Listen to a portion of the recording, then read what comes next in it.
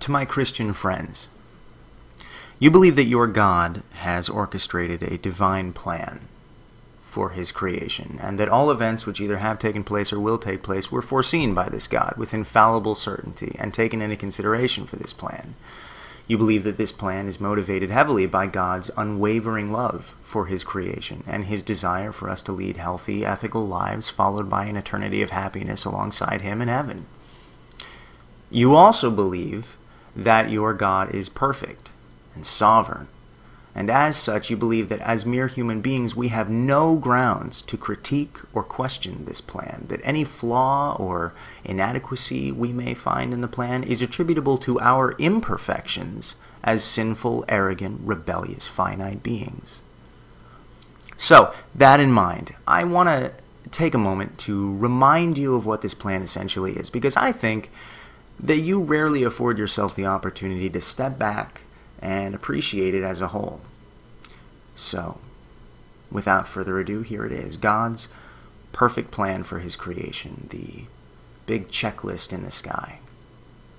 Take a look. Decide to arrange for something other than yourself to exist. Check. Create a being by the name of Lucifer with full knowledge that this being will betray you and ultimately cause an infinite amount of suffering unnecessarily.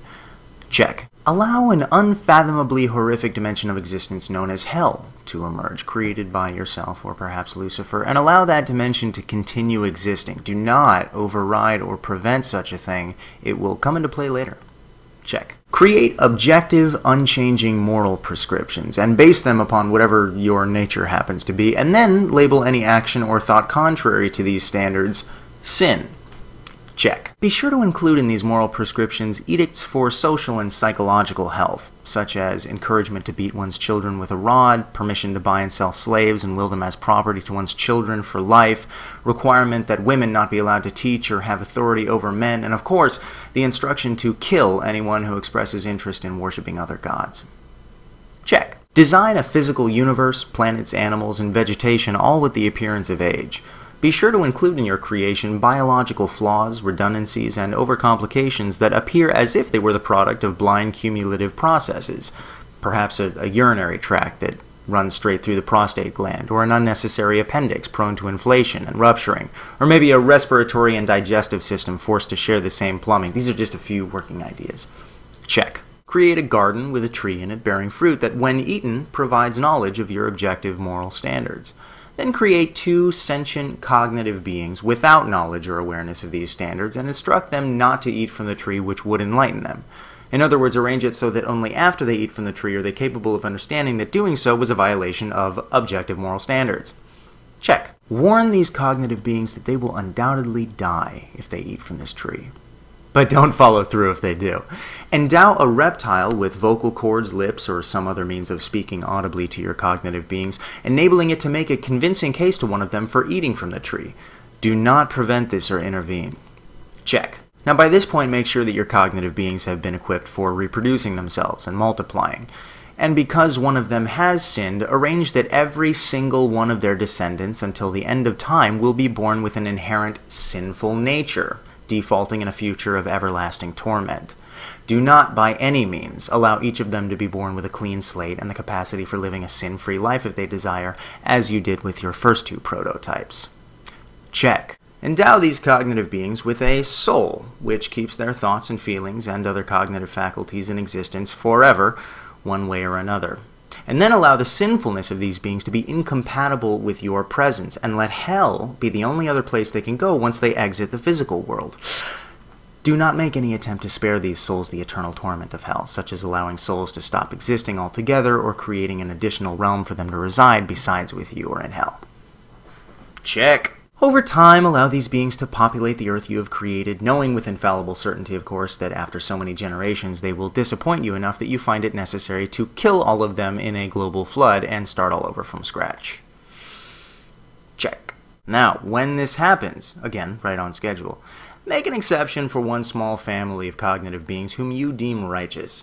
Of course, it goes without saying that your powers of omniscience allow you to know, again with infallible certainty, that this family too will ultimately disappoint you in the same way as those you drowned, rendering the entire endeavor futile. But for now, it's best that you pretend not to know that.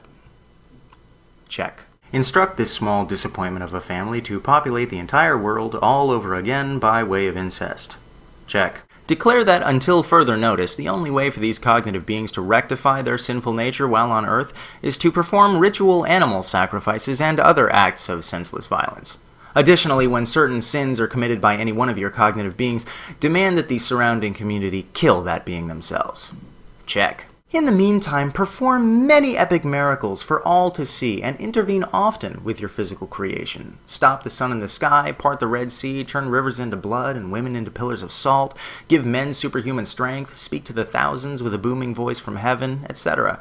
But before these cognitive beings become advanced enough in the areas of science and communication that they could actually document, share, play back, and verify these epic miracles, make sure you stop performing them altogether. Check. Decide at some point that the most pressing of your objective moral prescriptions are not as obvious to these cognitive beings as you once thought. Take this opportunity to chisel your top 10 moral concerns into 2 tablets of stone and commission one of your cognitive beings to deliver these tablets to the masses. Note to self, roughly half of these moral concerns should center around pleasing you, praising you, and remaining loyal to you. Check.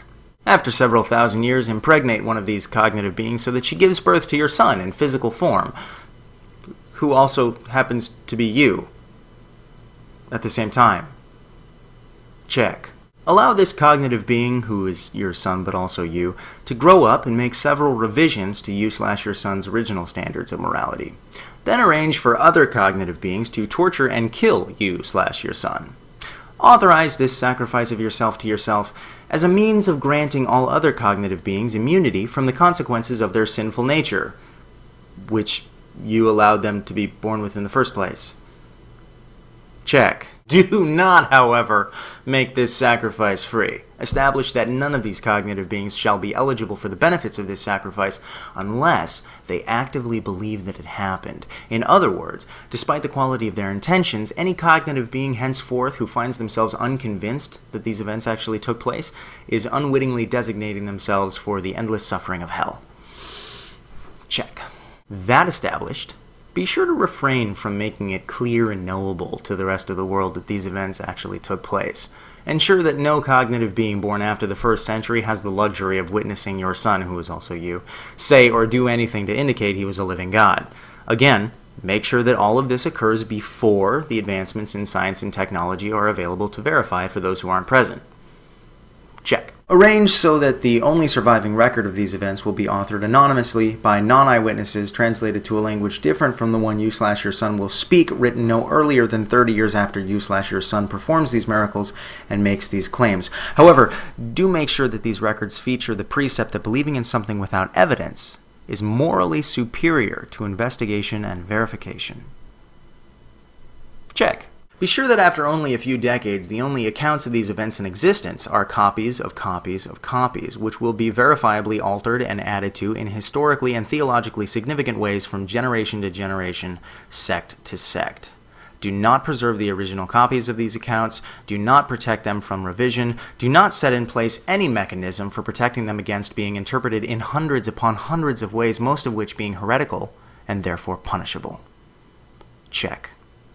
Do not bother to employ your omniscience in such a way as to discern which of these cognitive beings are truly rebelling and which simply don't know how to distinguish you from other versions of God which do not in fact exist but are attributed the same claims of exclusivity. Check. Do not make it clear to these beings that you're even here. Allow for your very existence to remain an easily debatable, easily questionable, easily doubtable proposition. Allow for billions and billions of souls to be unthinkably tortured for all of eternity regardless of their character, integrity, bravery, responsibility, or conduct because they had not correctly assumed that the right set of propositions were true by the time their lives on earth were over. Check.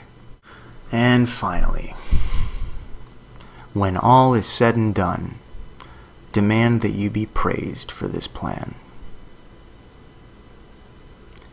Check.